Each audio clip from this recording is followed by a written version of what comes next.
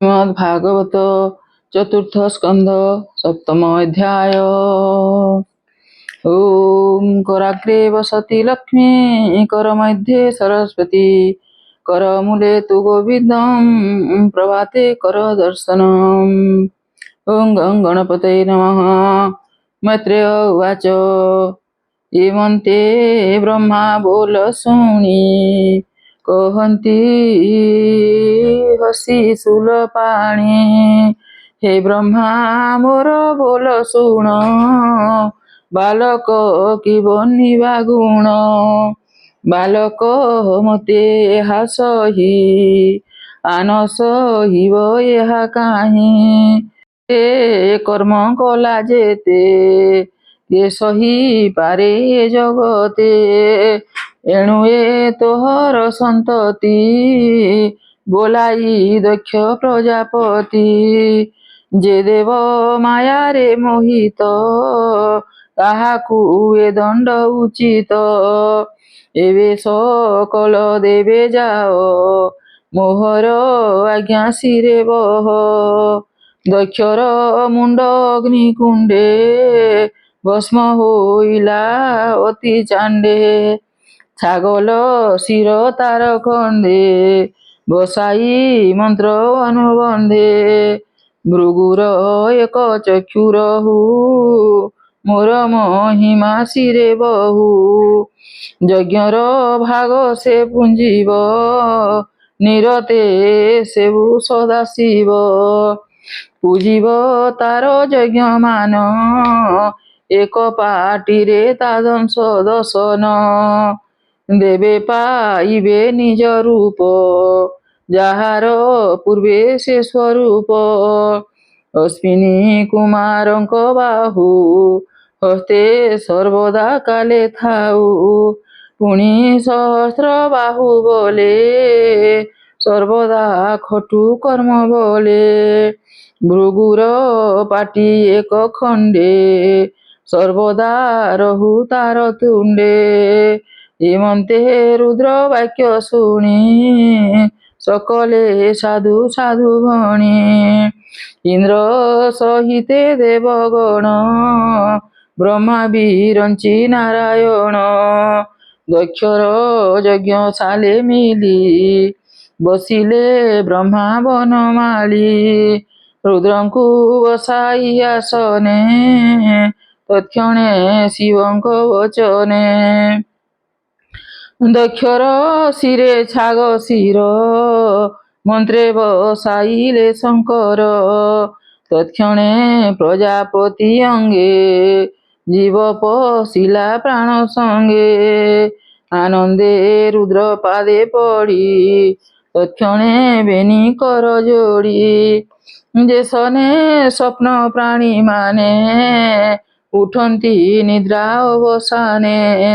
ଚକ୍ଷୁ ଘଷଇବେନି ହସ୍ତେ ଶିବଙ୍କୁ ଦେଖିଲା ଅଗ୍ରତେ।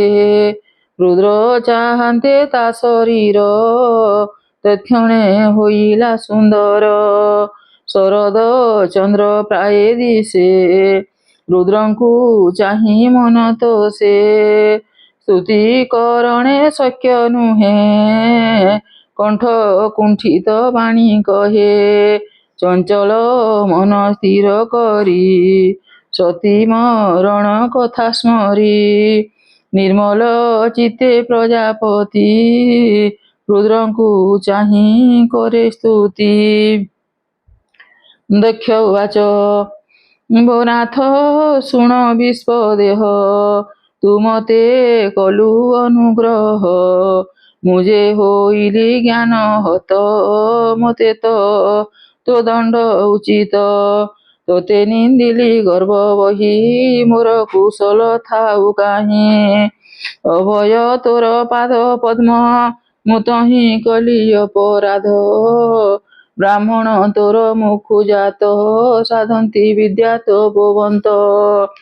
ତାଙ୍କ ବିପତ୍ତି ତୁମେ ରଖ ଯେ ସନେ ପଶୁଙ୍କ ପାଲକ। ମୋହର ସଭା ମଧ୍ୟରେ ତତେ ନିନ୍ଦା ଯେ କଲି ମୂଢ଼ ଚିତେ। ପ୍ରହାର କଲି ଦୁଷ୍ଟ ଚିତେ ନିନ୍ଦିତ ବାକ୍ୟ ଗଣ ତୋତେ ସେ ଫଲ ପାଇଲି ପ୍ରତ୍ୟକ୍ଷେ ଏ ଋଷି ଗଣଙ୍କ ସମକ୍ଷେ।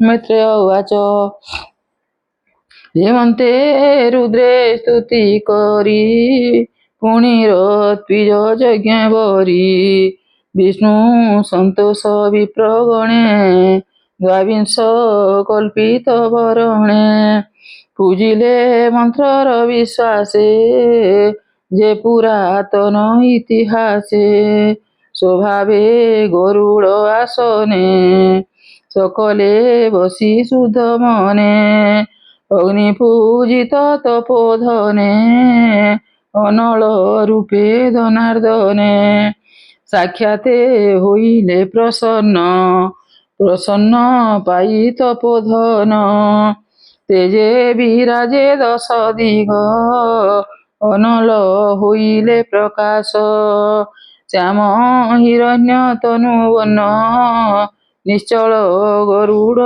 আসন কিরীটি রবি তেজ গঞ্জে মর্কত কুণ্ডল বিরাজে শঙ্খ কমল চক্র গদা ত্রিভুজে সহে যার সদা এ অষ্টভুজে অনুপম রূপে গঞ্জয়ী কোটি কাম বিশ্বমঙ্গল রূপ সার হৃদে লম্বই রত্নহার উপরে সোহে শ্বেত ছত্র দিশই কি শুক্ল জিমুত হেমন্ত বিষ্ণু রূপ চাহি সকলে শিরে কর দেই উঠিলে পদ্ম যোনি হর ঊর্ধ্বে করিণ নিজ কর প্রমাণ କରି ଜଣେ ଜଣେ ବନ୍ଦିଲେ ବିଷ୍ଣୁଙ୍କ ଚରଣେ ବିଷ୍ଣୁର ତେଜେ ଦଶ ଦିଶ সকলে ଲଭିଲେ ସନ୍ତୋଷ କରଞ୍ଜଳି ଶିରେ ଦେଇ ସ୍ତୁତି କରନ୍ତି ବିଷ୍ଣୁ ଚାହିଁ ଦକ୍ଷ ମିଳିଲା ଅର୍ଘ୍ୟ ଘେନି ଥିଲେ ଅଶେଷ ବ୍ରହ୍ମ ମୁନି ସୁନନ୍ଦ ଆଦି ପାରିଷଦେ ମିଳିଲେ ଜୟ ଜୟ ନାଦେ ଦକ୍ଷ ଯେ ଶିରେ କର ଯୋଡ଼ି କହଇ ବିଷ୍ଣୁ ପାଦେ ପଡ଼ି ଦକ୍ଷ ଉବାଚ ତୁ ନାଥ ଶୁଦ୍ଧ ଚୈତନ ନିର୍ମଳ ନିତ୍ୟ ନିରଞ୍ଜନ ଚିହ୍ନିତ ଏ ବଡ଼ ନିର୍ଭୟେ ଏ ପୂର୍ଣ୍ଣ ତୋର ବିଶ୍ୱଦେହେ କେ ତୋତେ ଜାଣିବେ ସଂସାରେ ତୁ ଥାଉ ମାୟା ଅତି ଦୂରେ ଋଷି ଉବାଚ ଭୋ ନାଥ ରୁଦ୍ର ସାପେ ଆମ୍ଭେ ବୁଡ଼ିଲୁ ମାୟା ଅତି ଦମ୍ଭେ ନିରତେ କର୍ମ ବଶ ହୋଇ ତୁ ଭାବେ ଆତ୍ମଜ୍ଞାନ ନାହିଁ ଏ ଯଜ୍ଞ ଧର୍ମର ଲକ୍ଷଣ ଅଶେଷ ପରମ କାରଣ ଏ ତୋର ରୂପ ଭାବ ଗ୍ରାହୀ ଆମ୍ଭେ ଜାଣିବୁ ଅବା କାହିଁ ସଦସ୍ୟା ଉବାଚ ତକ୍ଷଣେ ସବୁ ଲୋକେ ଉଠି ବିଷ୍ଣୁଙ୍କୁ ଦେଇ ତୁଲ୍ୟ ଦୃଷ୍ଟି ଓ ନାଥ ତୋର ମାୟା ବୋଲେ ଏ ଜୀବ ଆତ୍ମା ଏ ସୟଲେ ନିରତେ ଚିନ୍ତେ ଆତ୍ମା ସୁଖ ଏଣୁ ଭଜନ୍ତି ସର୍ବ ଦୁଃଖ ରୁଦ୍ର ଉବାଚ ତୋର ଚରଣେ ଭଗବାନ ଆଶିଷ ଫଲେ ମୁନିଜନ ଅଖିଳ କାମେ ଅନାସକ୍ତ ଆଦରେ ପୂଜନ୍ତି ନିରତ ସେ ପାଦ ପଦ୍ମ ଶିରେ ଧରି ତମେ ମୁଁ ଜଗତ ସଂହାରୀ ବର୍ତ୍ତଇ ତୋ ଚରଣ ଆସେ ନିରତେ ଉମା ଘେନି ପାସେ ଭୃଗୁରୁବାଚ ভূনাথ তো মায়া গহনে ব্রহ্মাদি সর্বমুনি জনে নিন্দিত প্রায় তম শান্তি তোর মহিমা ন জানନ୍ତି ତୁ ଏବେ ରଖ ଆମ ମନ ତୋର ଚରଣେ କରିଲିନ। ବ୍ରହ୍ମା ଉବାଚ ଯେ ତୋତେ ନାନା ରୂପେ ଦେଖି ପଦାର୍ଥ ସ୍ୱଗୁଣ ଭେଦ ରଖି ଜ୍ଞାନ ସଙ୍ଗତେ ଆତ୍ମା ମତେ ଆଶ୍ରୟ କରି ଏ ଜଗତେ ମାୟାର ବଳେ ଜ୍ଞାନ ଥାଇ ତୋତେ ଜାଣିବ ବା କାହିଁ। ଇନ୍ଦ୍ର ଉବାଚ ହେ ବିଶ୍ୱ ଭାବନ ମୁରାରି ତୁଜେ ଆନନ୍ଦ ବପୁଧାରୀ ସକଳ ପ୍ରାଣୀ ମନୋହର ବୋନାଥ ତୋହର ଶରୀର। ଏ ଯେ ତୋହର ଅଷ୍ଟକର ଏ ଦୁଇ ଦିଗ ପାଲଙ୍କ ଶରୀର।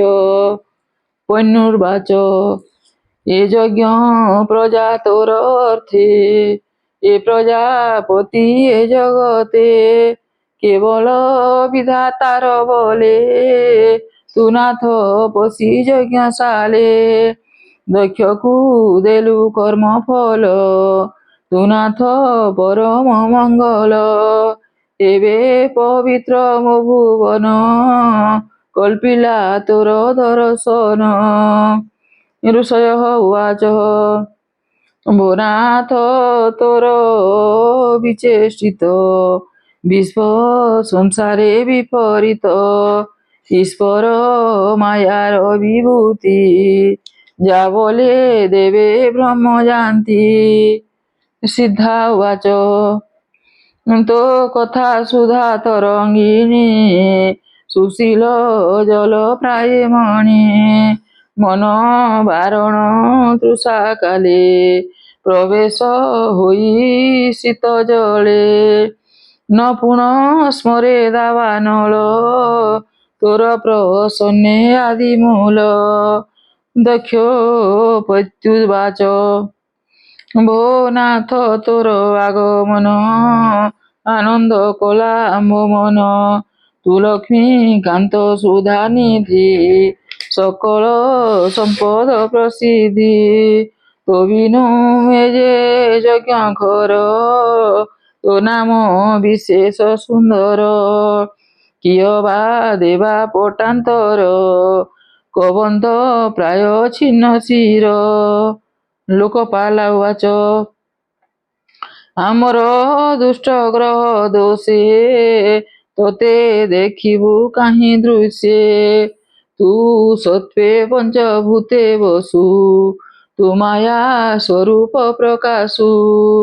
ଯୋଗେଶ୍ୱର ଉବାଚ ଭୋନାଥ ତୋର ଦର୍ଶନେ ଆମେ ଯେ ଦୃଢ଼ କଲୁ ମନେ ଅଷ୍ଟାଙ୍ଗ ମତେ ଯୋଗ ସାଧି ଲଭିବା ପାଇଁ ଅଷ୍ଟନିଧି ସେ ପୁଣି ତୋର ମାୟା ବଲେ କେମନ୍ତେ ଧରିବୁ ନିଶ୍ଚଲେ ତୁ ନାଥ ଯେବେ କଲୁ ଦୟା ତେବେ ବଞ୍ଚିବୁ ତୋର ମାୟା।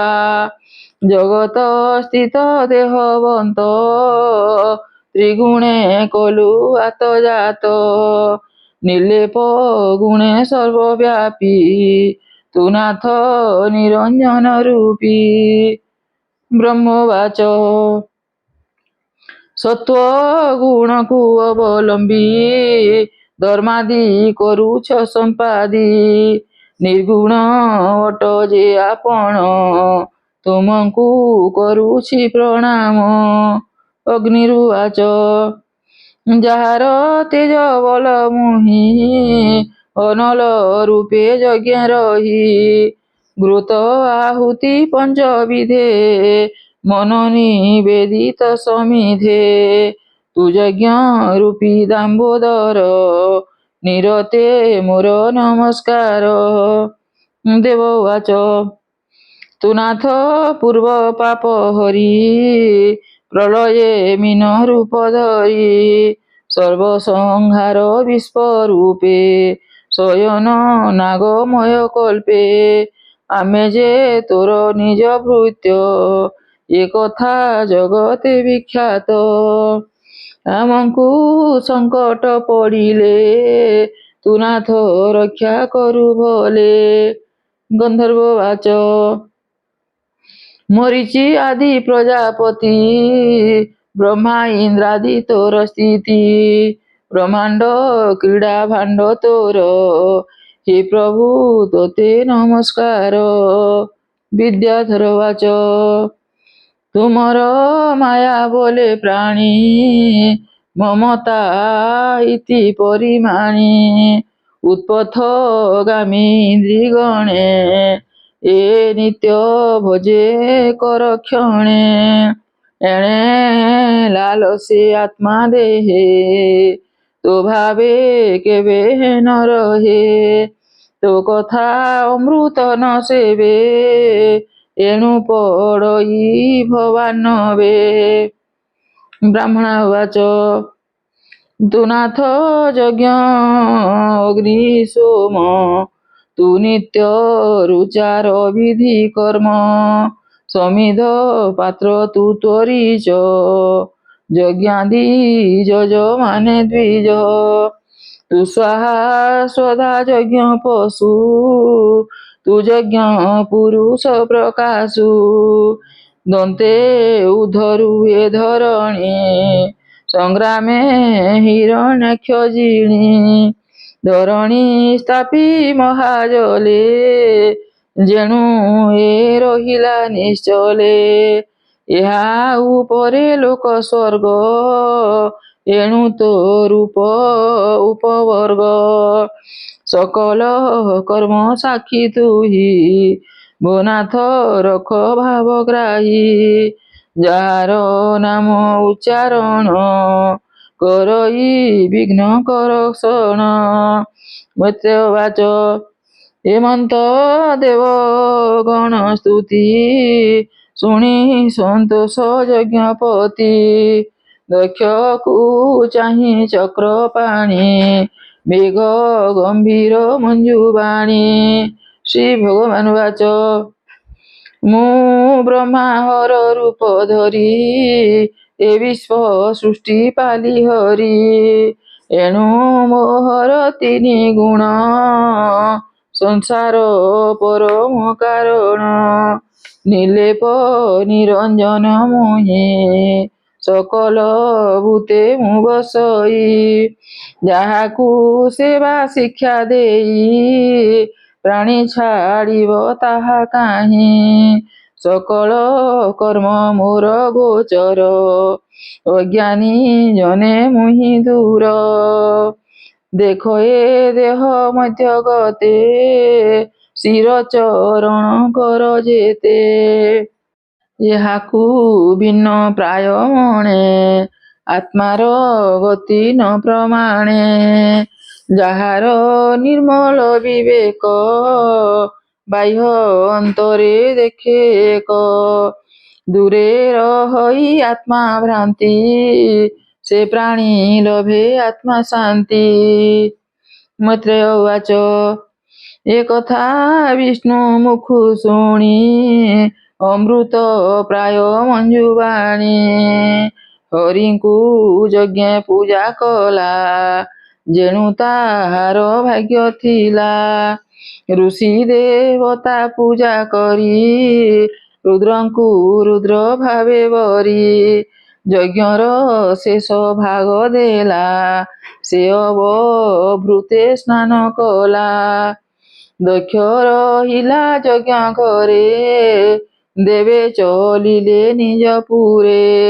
ଶ୍ରୀ ଶୁକ ବାଚ ଏବେ ହୋ ଶୁଣ କୁରୁବୀର ସତୀ ଯେ ଛାଡ଼ିଲା ଶରୀର ସେ ପୁଣି ହିମବନ୍ତ ଘରେ ଜନ୍ମିଲା ମେନକା ଉଦରେ ପୁଣି ସେ ରୁଦ୍ରଙ୍କୁ ବରିଲା ଅମ୍ବିକା ହିମଗିରି ବଲା ହେମନ୍ତେ ରୁଦ୍ରର ଚରିତ ଯେମନ୍ତେ ଦକ୍ଷ ଯଜ୍ଞ ହତ ଉଦ୍ଧବ ମୁଖୁ ଶୁଣି ମୋହି ତୋତେ କହିଲି ପରିମାଣୀ ଏଣୁ ଏ ବିଷ୍ଣୁର ଚରିତ ଭକ୍ତ ତାରଣ ଭାଗବତ କହଇ ଦାସ ଜଗନ୍ନାଥ ଭକ୍ତ ଜନଙ୍କର ସହିତ इति श्रीमद्भागवते महापुराणे पारमहंस्यां संहितायां